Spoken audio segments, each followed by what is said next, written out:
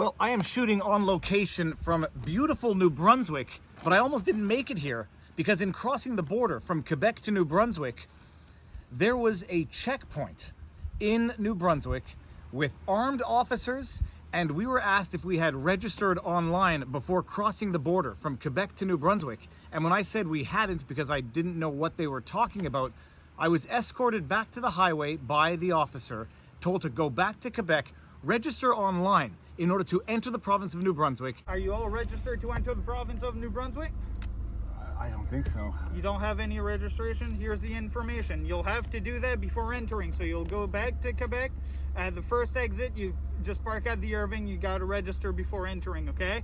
So let's follow me. Turning this way or going that way? Like I said, you go online at GNB Travel Registration. When every adult's registered separately, the kids can be under one of your names. Okay. You can come back, but before that, you'll need to go back to the Irving at the first exit. So just, you see the gray car behind the officer? Yeah. Park behind him. You're all going to be turned around by the officer. Okay. Have a good one. Yeah, thanks.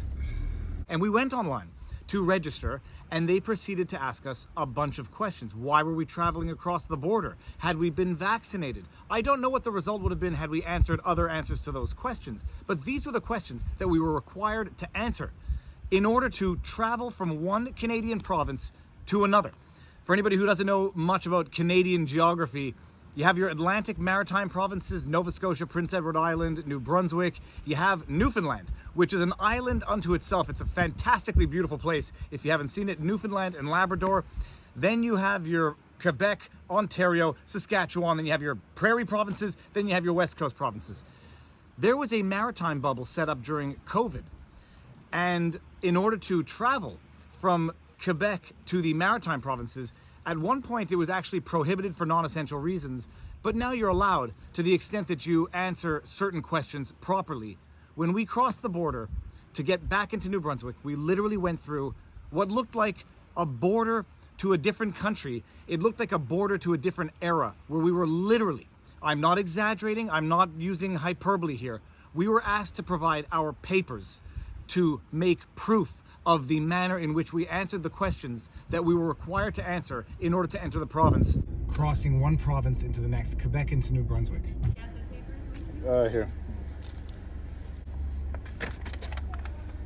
Setting aside that this was somewhat of an unforeseen, unwanted, and what I call unconstitutional delay with 3 kids who had already been in the car for longer than they ever dreamed of being in a car, setting that aside, I was livid to a point where it's difficult to describe. How do you feel about that?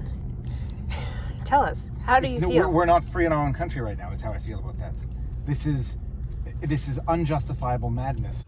I was livid because I quite literally felt that my rights as a Canadian citizen had been violated in a way that was unjustifiable, to say the least. And you can't blame me for thinking that, because in Canada, we do have something called the Canadian Charter of Human Rights and Freedoms. It was a charter that was created in 1982. I hope it was 1982. I'm sure it was 1982. And it guaranteed citizens, Canadian citizens, it also guaranteed residents and people in Canada certain rights. Some rights were reserved exclusively for Canadian citizens and permanent residents, but it guaranteed Canadians rights and freedoms from government infringement. Federal, provincial, municipal, it guaranteed the citizens certain rights. One of those rights is interprovincial travel, the right to freely travel within the provinces of Canada. And what I saw was no less than, try not to be hyperbolic, it was a checkpoint in between provinces that predicated my ability, my freedom, my right to travel interprovincially on certain requirements. Vaccination. It predicated my ability to travel from Quebec to New Brunswick on vaccination.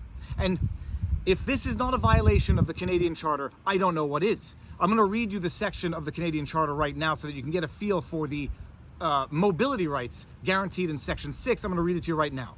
Mobility of citizens. Every citizen of Canada has the right to enter, remain in, and leave Canada. Rights to move and gain livelihood. Every citizen of Canada and every person who has the status of a permanent resident of Canada has the right, A, to move and take up residence in any province, and B, to pursue the gaining of a livelihood in any province. So that is Section 6 of the Canadian Charter. The Canadian Charter guarantees a lot of other rights, like the right to not be abusively detained, the right to not be subject to abusive search and seizure, liberty, freedom, linguistic rights, the right to vote, a bunch of other rights, all of which are subject to the first section of the Canadian Charter, which says that you are guaranteed certain fundamental rights and liberties, to the extent that their infringement cannot be justified in a free and democratic society. I'm going to read you that section, and then I'm going to translate it for you. Canadian Charter of Rights and Freedoms guarantees the rights and freedoms set out in it, subject only to such reasonable limits prescribed by law as can be demonstrably justified in a free and democratic society. Translation? You have no fundamental rights and freedoms in this country, apparently, and the government does not seem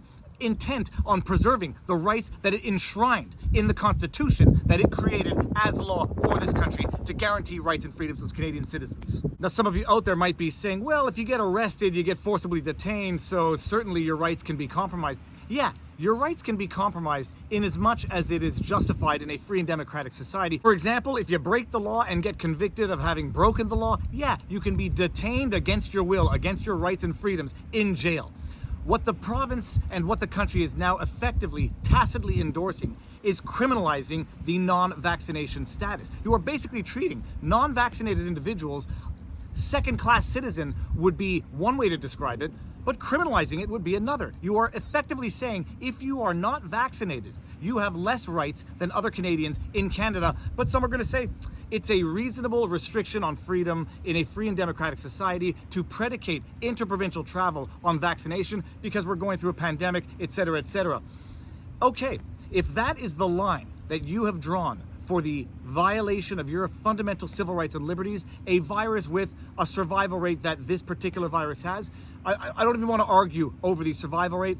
I'll just accept the number that most people are throwing out there. If we accept that a virus with the survival rate that this particular virus has is the threshold, is the new threshold for the violation of your fundamental rights and liberties, that they can be violated in accordance with a free and democratic society, we no longer have a free and democratic society, period. End of story. There is nothing that the government will not be able to infringe by way of your rights and freedoms if this is the threshold for, if it's not forced vaccination, it's not compelled vaccination, it is just violating your rights as a Canadian if you don't get vaccinated. I don't know who is going to be taking this to court. I don't know if anybody's going to be taking this to court. From what I've seen, I don't think it matters if it goes to court.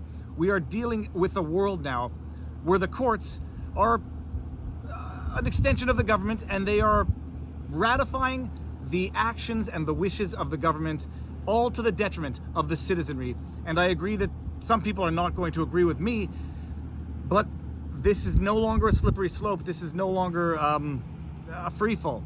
If this is the new litmus test, we have no rights and freedoms in Canada, period. Not even subject to that Article 1, because that Article 1 basically means you don't have any rights if this is the threshold to violate your guaranteed fundamental rights and freedoms in this country. Rant over. I am going to go back to the family because I've snuck off down to the beach to shoot this video before we head on with the next part of this journey. But if you like my videos, you like my content, please be sure to like, share, subscribe, hit the notification bell, drop a comment in the comment section below. If you've made it this far and you haven't subscribed and hit the notifications, I don't know what I have to do. With that said, peace. A final note, something I forgot to mention in the vlog. Apparently this border between New Brunswick and Quebec comes to an end at 11:59 this Friday. So as of Saturday, there will no longer be any checkpoint border patrol system between Quebec and New Brunswick. So some people are saying, well, it's over Saturday, so what's the big deal? No. First of all, the fact that this ends Saturday or 11:59 Friday night and they're still imposing it highlights the absurdity of it in the first place. But the second thing is, it should never have been put in place in the first place. The fact that the government put it in place and got away with it, notwithstanding our Canadian Charter of Rights and Freedoms, means that they will do it again in the future whenever they want, because we the people have allowed them to do it in the past, and that is a terrible, terrible precedent to have set. There, end of vlog. Peace out. Booyah.